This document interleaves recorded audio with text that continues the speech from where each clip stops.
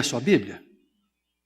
Hoje eu quero falar sobre um tema que eu acho que vai interessar para todo mundo. O título que eu escolhi, se é que eu tenho que pôr um título, é A Vida que eu Pedi a Deus. Eu acho que esse é o tipo do tema que, se a gente pregar sempre, deve encher o nosso templo, porque o povo está todo afim disso, não é? A vida que eu pedi a Deus. João capítulo 10. Eu vou ler só um pedacinho do versículo 10, a segunda metade dele. São palavras do Senhor Jesus Cristo. E ele fala assim em João capítulo 10, verso 10, a segunda metade do versículo. Eu vim para que tenham vida e a tenham plenamente. Eu acho que esse é um tema de alto interesse para todo mundo. De quartas-feiras, principalmente, quando a gente vai passando pela nossa cidade em frente às lotéricas, são enormes as filas, não é? Muito cheio de gente, todo mundo fazendo uma fezinha ali para querer ganhar algum dinheiro. E não sei se vocês já assistiram alguma reportagem, quando às vezes acumula um pouquinho mais, e aí os repórteres vão perguntando para aquelas pessoas o que você faria com todo esse dinheiro. E é interessante os planos mirabolantes, e as coisas vão desde uma ilha particular, uma vida suntuosa, nunca mais tendo falta de nada. E vamos fazer o exercício nós. Se você tivesse uma conta corrente sem fim, não é sem fundo, né? Sem fundo geralmente está, né? Mas sem fim, né? Se você tivesse essa conta corrente e você pudesse sacar, e cada vez que você sacava, alguém depositava de novo, ia pondo de novo, ia pondo de novo, começa a fazer. Eu não devia ter feito esse exercício porque eu corro o risco de perder algumas pessoas agora. Porque a pessoa começa a entrar no modo fantasia, né? E já vai ficar.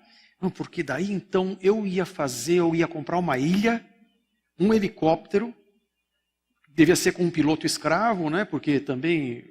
Mas eu ia comprar mais isso, mais uma lancha, mais um iate, mais um jatinho, mais 2 jatinhos, mais uma frota de jatinhos, e começa a fazer toda a conta. Eu me lembro de um senhor que eu conheci, que se aposentou. E sabe no jogo de tênis, que tem assim, quando a gente vai sacar o serviço, né? Fala que é o serviço. Ele me disse uma vez, falou, olha, não gosto nem de assistir jogo de tênis porque tem serviço. O que eu queria era me aposentar para não fazer nada. E se aposentou para não fazer nada. E é curioso, depois ele teve uma doença neurológica que ficou sem fazer nada mesmo. O que seria a vida que você pediu a Deus? O que de melhor você pode pensar para você? O que você faria uma lista? Imagina que apareceu um gênio aqui. Só que é um gênio legal. Não tem só 3 pedidos. Vai fazendo aí, eu sou um gênio legalzinho. E você vai pedindo. Quem você pediria? E se a gente for ver bem, de forma geral, não sei como é o seu coração, o meu é assim. Eu ia começar a pedir conforto, luxo, prazer, ou como nós temos estudado aos domingos, o rei Salomão, tudo. Não me neguei prazer algum. Mas sabe qual é o problema de todas essas coisas? Elas têm prazo de validade. Não é? Porque nós temos prazo de validade. Todas essas coisas que nós podemos conquistar, todas elas, as melhores, primeiro, elas têm uma capacidade limitada de dar satisfação. Vocês já repararam quantos casos de suicídio de celebridades milionárias? Há um vazio, há alguma coisa que falta. E enquanto você vai se enchendo de coisas, e mais coisas, e mais coisas, e mais coisas, você vai inebriando os seus sentidos e vai embebedando a sua mente e não percebe aquele vazio, até a hora em que você fica quieto num canto. Até a hora em que você tem que ficar sozinho com você mesmo. Tem muita gente que está tão cheia de gente em volta, porque simplesmente não aguenta a própria companhia. A vida que Jesus veio para dar, ele diz que é a vida plena. Eu vim para dar vida e uma vida que seja plena. Mas, afinal de contas, por que é que essas coisas todas que nós conseguimos não são suficientes? Talvez ajude a gente a entender, se nós voltarmos, eu acho que não precisamos ir lá, todos os irmãos lembram bem de Gênesis capítulo 3, o que aconteceu. Vocês se lembram como era a vida do homem? Nós fomos criados à imagem e semelhança do Senhor, para uma vida de relacionamento com Ele, num nível de intimidade que não cruza a nossa capacidade de imaginar. O que aconteceu ali do Éden, sabe o que aconteceu? O que aconteceu é que desde lá nós só conhecemos essa vida que nós temos.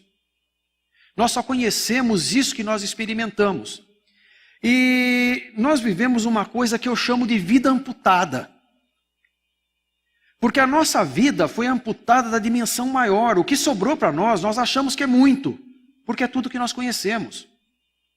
Imagine uma mosca que dizem que dura 2 semanas, que tem 2 semanas de vida, uma mosca que chegasse às 3 semanas. A moscaiada tudo em volta, falando, uau, isso sim que é mosca feliz. Mas é interessante que, eu comentei isso aí outro dia, que quando nós cantamos parabéns a você para uma criança, nós já estamos falando para aquela criança, tu vai morrer. Porque nós estamos querendo que ela tenha muitos anos de vida. O que quer dizer que tem prazo de validade. E essa vida amputada que nós vivemos, e que nós chamamos de vida, e que nós tentamos decorar, botar um cremezinho chantilly, moranguinho, cerejinha em cima, continua sendo uma vidinha amputada, meia boca. Porque na verdade nós fomos criados para muito mais que isso. E há quem diga que o coração do homem padece terrivelmente por saudades do paraíso. Porque nós tínhamos e jogamos fora, quando nós resolvemos que por nossa própria conta, nós nos bastávamos. E desde então, qual tem sido o erro do ser humano? Tentar se bastar. Tentar se bastar. E tentar se preencher com coisas que não podem preencher. Vocês lembram da história do filho pródigo? Que ele via o estômago dele lá nas costas, ele via os porcos comendo vagens de alfarrobeira, alfarrobas. E ele tinha vontade de comer a comida do porco, porque era tamanha a fome dele. É assim que a gente vive nesse mundo. E nós vivemos nesse mundo tentando nos encher com aquilo que não pode satisfazer. E a gente vai, uns entram na fila da lotérica, mas outros se enterram no trabalho. E outros suspiram pelo que não tem, suspiram pelas férias. A gente faz muita piada com isso, mas a gente vive suspirando pelo final de semana. Como se a vida existisse só no final de semana e a gente não consegue ter satisfação, ter prazer naquilo que faz. Na verdade, a vida que nós conhecemos é só um punhado de anos, cheio de canseira e enfado, e de dor, e de sofrimento. E só tem 2 oportunidades, ou você morre cedo, ou você vai degenerar, vai degradar, vai decair, a força da gravidade vai derrubando tudo, e você termina decrépito. Não tem jeito. Eu queria trazer essa palavra do que o Senhor falou, e eu fui pesquisar um pouquinho, tentar entender qual foi a palavra original registrada no grego para vida que o Senhor trouxe. E eu não sou autoridade em grego, não realmente para mim grego é grego. Mas eu aprendi que existem 2 palavras, pelo menos, existe uma terceira, mas para o nosso interesse aqui, 2 palavras que são traduzidas nas Escrituras em português como vida. Uma palavra é a palavra bios. Bios, ela se refere à vida carne. A vida que nós compartilhamos com todos os seres vivos. A vida que nós compartilhamos com os animais, nós compartilhamos com os vegetais. Vida. E existe uma segunda palavra, que é a palavra que foi usada aqui em João capítulo 10, verso 10. que é a palavra Zoé. Eu não sei se a pronúncia é essa. Mas a palavra Zoé é a palavra que aparece quando Jesus fala de vida eterna, a vida de Deus. Então nós poderíamos ler esse versículo dizendo assim: eu vim para que tenham Zoé. Eu vim para que você tenha vida, vida de verdade. E eu fiquei impressionado com o fato desse versículo, o Senhor ter falado uma ênfase. Porque se Zoé já é uma vida plena, uma vida que vale a pena, uma vida satisfatória, a vida de Deus, ele fala ainda e ele reforça: eu vim para que vocês tenham Zoé, vida plena, e tenham essa vida Zoé plena, plenamente. Há um reforço aqui. E quando eu olho para a minha própria experiência como cristão e olho para a minha volta, eu devo confessar aos irmãos que eu não vejo muito dessa vida plena, não. Vocês têm visto? Se tiver visto, por favor, me mostre. O que acontece conosco? Eu estava brincando com o pastor Walter agora há pouco e dizendo para ele que eu tinha vontade de chegar hoje e pregar e dizer: vou apresentar para vocês o verdadeiro culpado da situação que o Brasil está hoje. E eu ia dar um espelho para cada um de nós. Porque se o Brasil de fato tivesse o tanto de cristão que se diz que tem, o Brasil não estava nessa situação toda, nessa divisão toda, nesse ódio todo, nessa coisa toda. Simplesmente nós salgaríamos o mundo de uma tal maneira, que o mundo seria diferente pela nossa simples presença. Não estou falando que nós íamos pegar placa, sair pela rua, não. Estou falando que a nossa presença ia fazer diferença. Porque é isso que o povo de Deus faz onde está. Se você vai lá para Atos capítulo 2, você vai ver que os irmãos não estavam fazendo grandes campanhas de evangelização. Eles estavam simplesmente vivendo. Mas eles viviam de uma tal maneira que o povo olhava para eles e eles caíam na graça de todo o povo. E dia a dia o Senhor ia acrescentando os que iam sendo salvos. Eu sempre digo que se eu quiser que você experimente, você nunca provou mexerica. E eu quero que você experimente da mexerica que eu estou chupando. Não adianta eu te falar a respeito das vantagens do sabor da mexerica. Não adianta eu te falar do conteúdo de vitamina C. Não adianta eu te falar de nada. Mas se eu sentar do seu lado e começar a chupar aquela mexerica com gosto, daqui a pouquinho você vai pedir um gomo. No entanto, apesar de nosso Senhor ter vindo para que nós tenhamos vida e vida abundante, a vida que nós vivemos é fazendo careta. E ninguém consegue nos distinguir daqueles que não têm a esperança que nós temos. Tem alguma coisa errada, irmãos? Tem alguma coisa de muito errada com a gente. Se o Senhor veio para nos dar vida, e nós estamos como um filhote de águia que ficou aprisionado num galinheiro, e que foi criado como galinha, e que acha que vida de águia é ciscaminhoca, é o que nós estamos fazendo. Simplesmente porque sobrou para que a gente perceba a realidade 5 sentidos. E os nossos 5 sentidos estão sendo violentados. Eu não consigo ouvir a voz de Deus porque é barulho demais das coisas que estão em volta de mim. Eu não consigo enxergar a mão de Deus porque tem coisa demais ocupando a minha vista. Jesus veio para nos trazer vida e vida abundante. E daí começa a fazer sentido quando você vai lá para Jeremias, no capítulo 2. No verso 13, é o Senhor falando por meio de Jeremias ao povo. E ele diz: o meu povo cometeu 2 crimes. Eles me abandonaram, a mim, a fonte de água viva, e cavaram as suas próprias cisternas, cisternas rachadas que não retêm água. Esta é uma descrição do cristão contemporâneo. Meus irmãos, eu lamento dizer, mas em grande escala, isso é uma descrição sua e minha. Por quê? Porque o Senhor nos deu fontes de água viva que jorram do interior daquele que crê no Senhor. O Senhor nos deu uma capacidade de relacionamento com o Pai. E, no entanto, a nossa mente está tão ocupada com o barulho desse mundo, e nós estamos dormindo no barulho do mundo e tentando encontrar satisfação onde o mundo tenta encontrar satisfação. Há um erro de entendimento. E nós precisamos urgentemente de reconfiguração da nossa mente.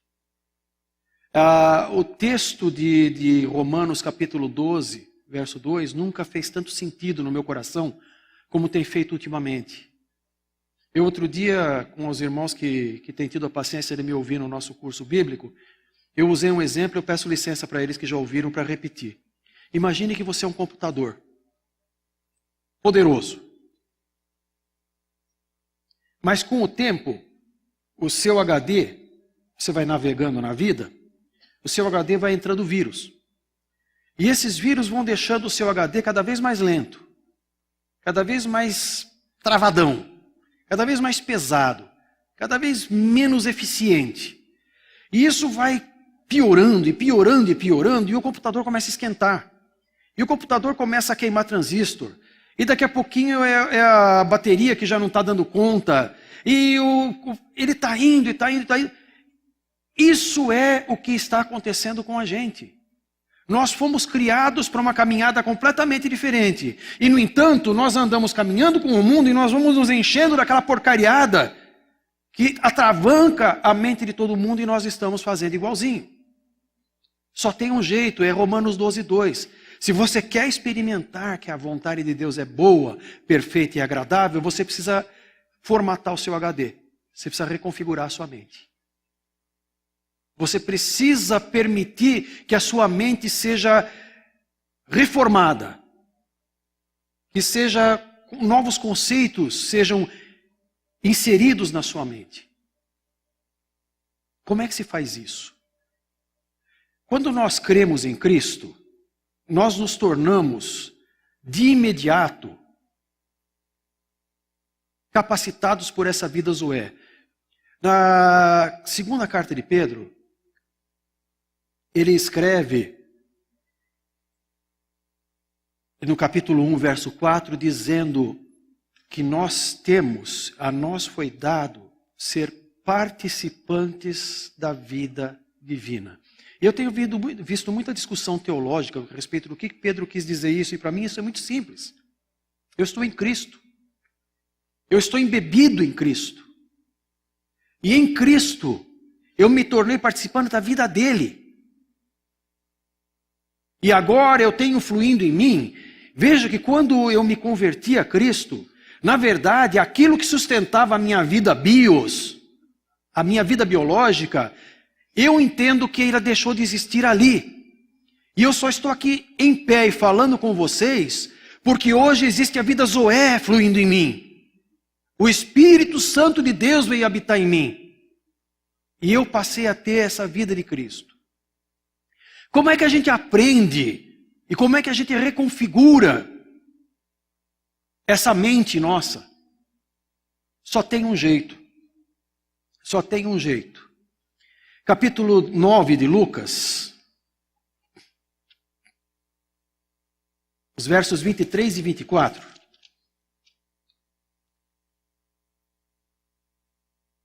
É o Senhor Jesus falando.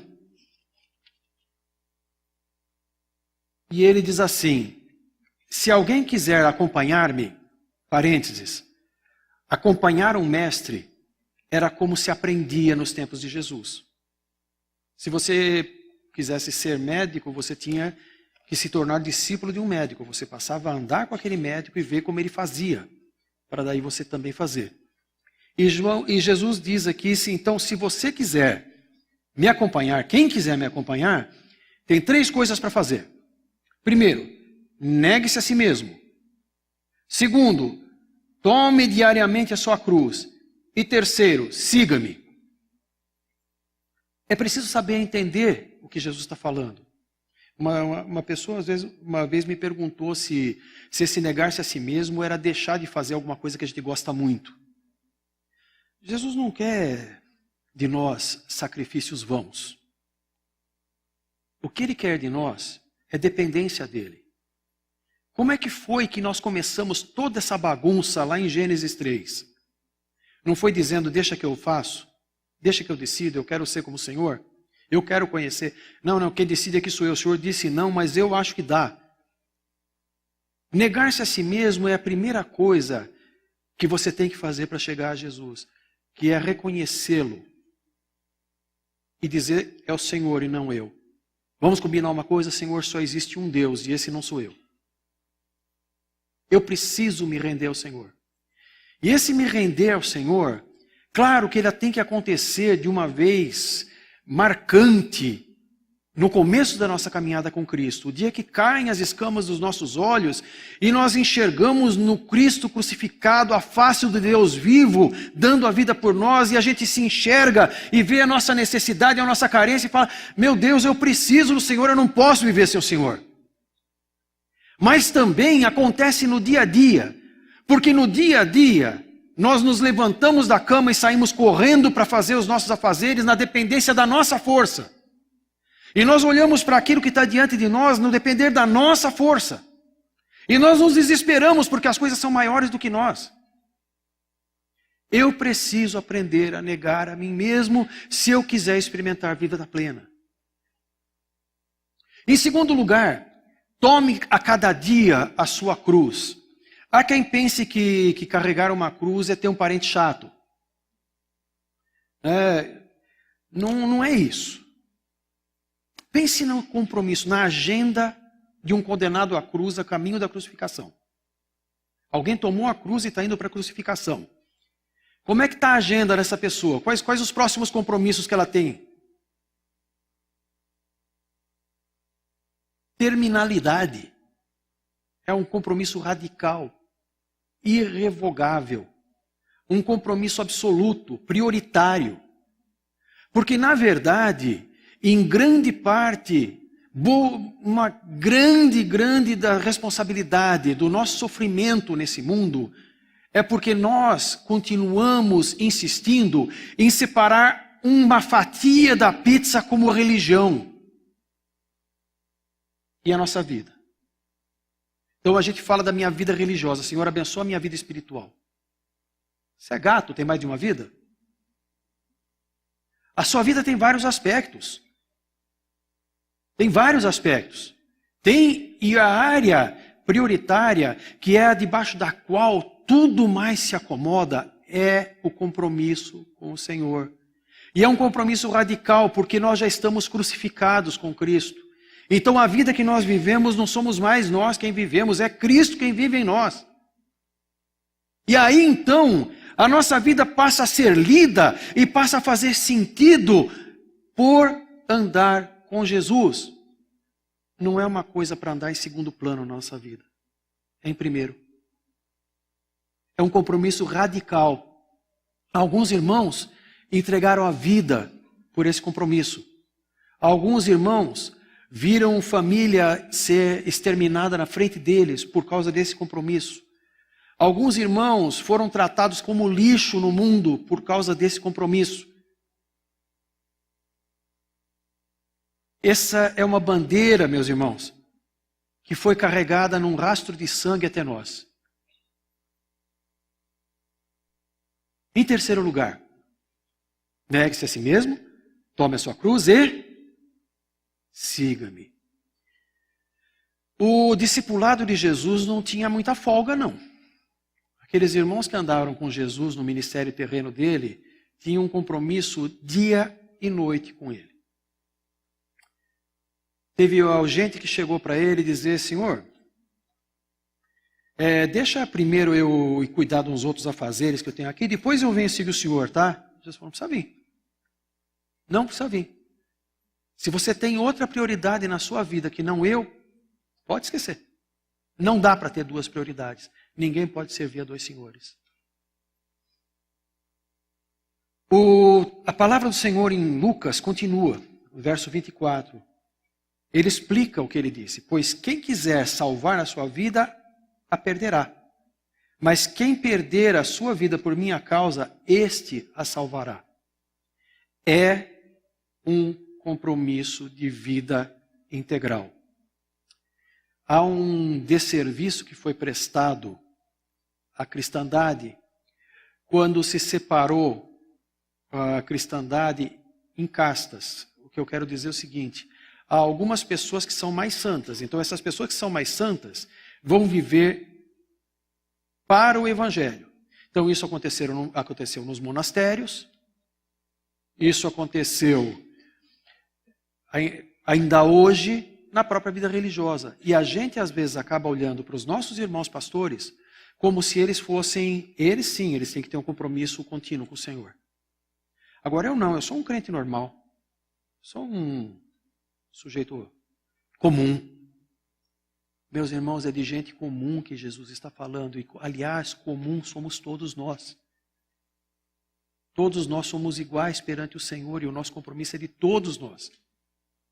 O que você faz, o seu trabalho, onde você está ocupado, onde você está, o seu ministério é lá também.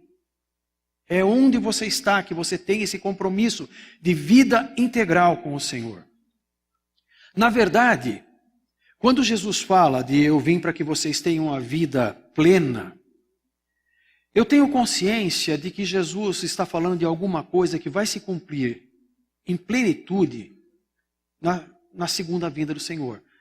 Quando Ele vier consumar o reino, quando Ele fizer todas as coisas novas, quando a terra vai se encher do conhecimento do Senhor, assim como as águas cobrem o mar, quando o Senhor tiver enxugado todas as lágrimas, quando todas as coisas forem novas, aí sim nós vamos ser cheios. E o que nós vamos experimentar, isso é em plenitude.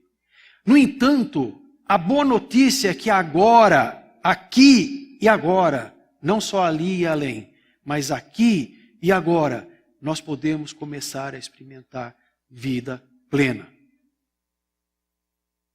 Como é que se faz isso? Treinamento. Treinamento de que jeito? Discipulado de Jesus Cristo.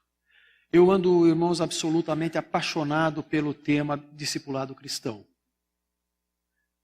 Eu creio que o discipulado cristão é a grande chave esquecida do mundo cristão de hoje em dia.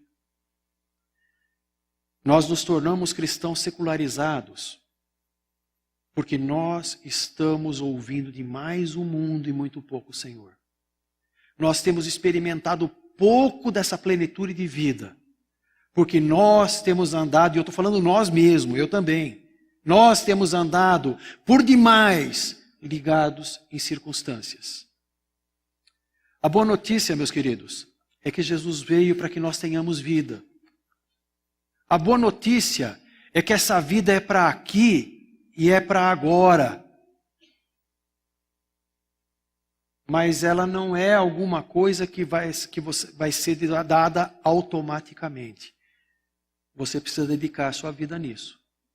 Sob pena de desperdiçar esses poucos anos que Deus te deu para estar aqui na terra.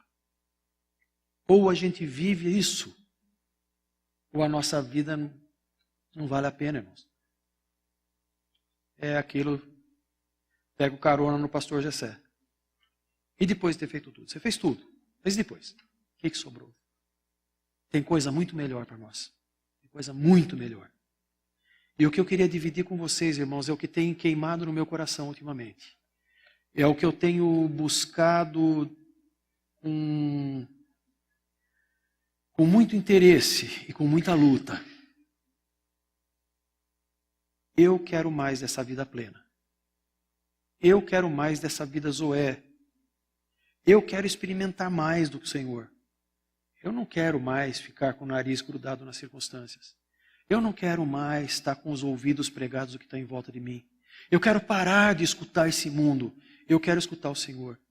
Claro, eu não estou propondo aqui para todo mundo botar um camisolão branco e ir para cima de um morro e ficar com as mãos levantadas. Não é disso que eu estou falando. Eu estou falando que nós temos uma vida para viver aqui no mundo em nome de Jesus e para a glória dele. Que o nome dele seja honrado acima de todos, sempre, na nossa vida, hoje e no porvir, naquele dia glorioso, quando o Senhor fizer todas as coisas novas. Vamos orar?